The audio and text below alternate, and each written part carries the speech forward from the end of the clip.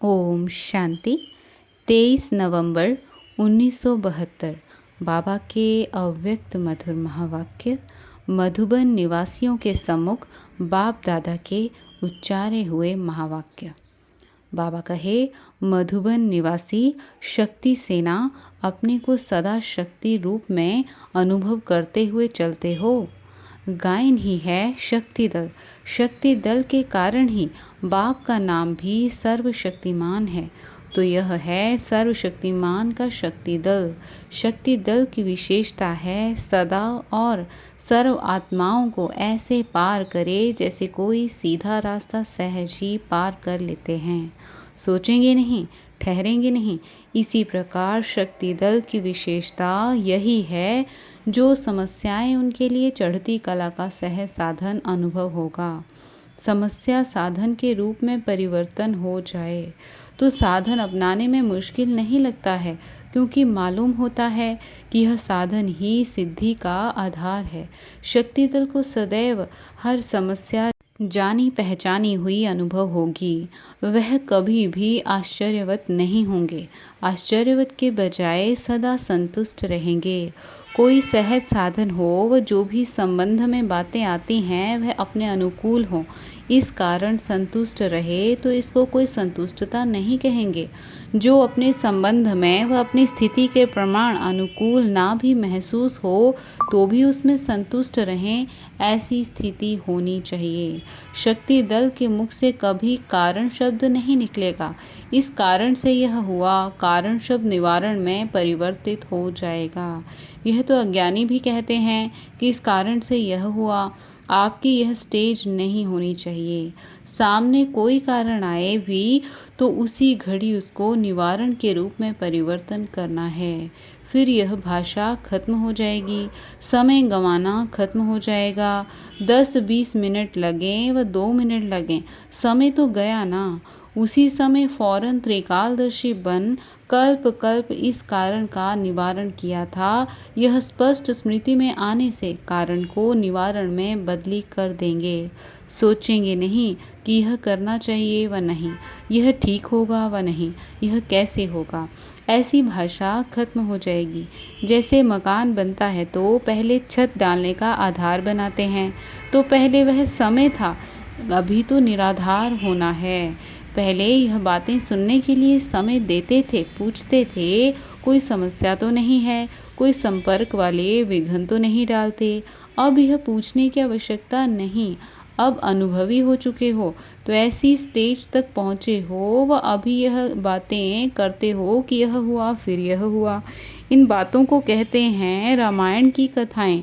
यह हुआ, फलानी ने यह बोला। रामायण की कथाओं में टाइम तो नहीं गंवाते हो, अभी तक भी कथावाचक हो। रामायण की कथा भी कोई 1 हफ्ते में, कोई 10 दिन में पूरी करता है। ऐसी कथाएं तो नहीं करते हो। आपस में एक दो से मिलते भी हो तो याद की यात्रा की युक्तियाँ, वो दिन प्रतिदिन की जो गुह्य गुह्य बातें सुनते जाते हो, उनकी लेन देन करो। अब ऐसी स्टेज हो जानी चाहिए जैसे भक्ति मार्ग को, दुर्गति मार्ग को छोड़ दिया ना। अगर भक्ति मार्ग की कोई भी रीति रस्म अब तक भी हो तो आश्चर्य लगेगा ना। वैसे ही यह बातें करना व इन बातों में समय गंवाना, इसको भी ऐसे समझना चाहिए जैसे यह भक्ति मार्ग, दुर्गति मार्ग की रीति रस्म है। जब ऐसा अनुभव होगा तब समझो परिवर्तन। जैसे अनुभव करते हो ना, भक्ति मार्ग जैसे पिछले जन्म की बात है। इस जन्म में कब घंटी बजाएंगे व माला सुमिरन करेंगे, पास लाइफ पर हंसी आएगी। वैसे यह भी क्या है, अगर समझो किसी के अवगुण व ऐसी चलन का सुमिरन करते हो तो यह भी भक्ति हुई ना। जैसे बाप के गुणगान करना, सुमिरन करना, वह माला हुई। अगर किसी के अवगुण व ऐसी देखी हुई बातों का सुमिरन करते हो, वह भी जैसे भक्ति मार्ग की माला फेरते हो। मन में संकल्प करना, यह भी जप हुआ ना। जैसे वह अजपा जप करते रहते हैं, वैसे संकल्प चलते रहते हैं, बंद नहीं होते। तो यह भी जाप हुआ। एक दो को सुनाते यह घंटियां बजाते हो, फलाने ने यह किया, तो यह है दुर्गति की रस्म। मधुबन निवासी तो ज्ञान स्वरूप है ना। कोई भी दुर्गति की रीति रस्म चाहे स्थूल चाहे सूक्ष्म है, उनसे वैराग्य आना चाहिए। जैसे भक्ति के स्थूल साधनों से वैराग्य आ गया नॉलेज के आधार पर, वैसे इन भक्ति मार्ग के रस्म से भी ऐसे वैराग्य आना चाहिए। इस वैराग्य के बाद ही याद की स्पीड बढ़ सकेगी, नहीं तो कितना भी पुरुषार्थ करो, जैसे भक्त लोग कितना भी पुरुषार्थ करते हैं भगवान की याद में बैठने का, बैठ सकते हैं। कितना भी अपने को मारते हैं, कष्ट करते हैं, भिन्न रीति से समय देते हैं, संपत्ति लगाते हैं, फिर भी हो सकता है। यहाँ भी अगर दुर्गति मार्ग की रीति रस्म है तो याद की यात्रा की स्पीड बढ़ नहीं सकती, अटूट याद हो नहीं सकती। घंटियाँ बजाना आदि छूट गया कि स्थूल रूप में छोड़ सूक्ष्म रूप ले लिया। भक्तों को तो खूब चैलेंज करते हो कि टाइम वेस्ट मनी वेस्ट करते हो। अपने को चेक करो कहाँ तक ज्ञानी तो आत्मा बने हो। ज्ञानी तो आत्मा का अर्थ ही है हर संस्कार हर बोल ज्ञान सहित हो, कर्म भी ज्ञान स्वरूप हो। इसको ज्ञानी तो आत्मा कहा जाता है। आत्मा में जैसे जैसे संस्कार हैं वह ऑटोमेटिकली वर्क करते हैं। ज्ञानी तो आत्मा के नेचुरल कर्म और बोल ज्ञान स्वरूप होंगे। तो अपने को देखो, ज्ञानी तो आत्मा बने हैं। भक्ति अर्थात दुर्गति में जाने का ज़रा भी नाम निशान नहीं होना चाहिए। जैसे आप लोग कहते हो जहाँ ज्ञान है वहाँ भक्ति नहीं, जहाँ भक्ति है वहाँ ज्ञान नहीं। रात और दिन की मिसाल देकर बताते हो ना। तो भक्तिपन के संस्कार स्थूल व सूक्ष्म रूप में भी ना हो। ज्ञान के संस्कार भी बहुत समय से चाहिए ना।